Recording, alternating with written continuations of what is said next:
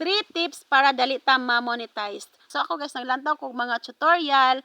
So nag-research pug ko kung unsaon nga kita ma-monetize.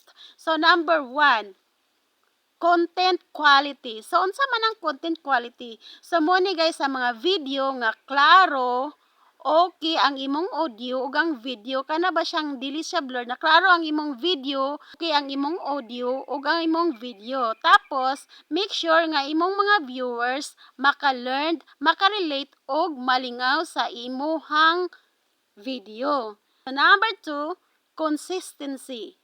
Dapat everyday ta mag-upload sa atong mga video. Kaya nimo is 3 times a day ka mag-upload para mudaghan ang imuhang views ug ang imong engagement. Number 3 is engagement. So mo ni guys no nga mag-reply ka sa mga comment.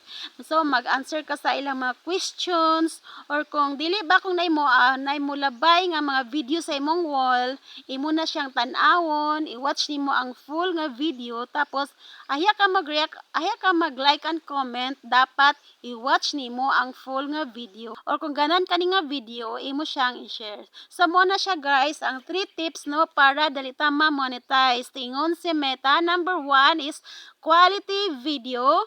Number 2 is consistency. And number 3 is engagement. So mo na siya guys, dapat mo na itong buhaton.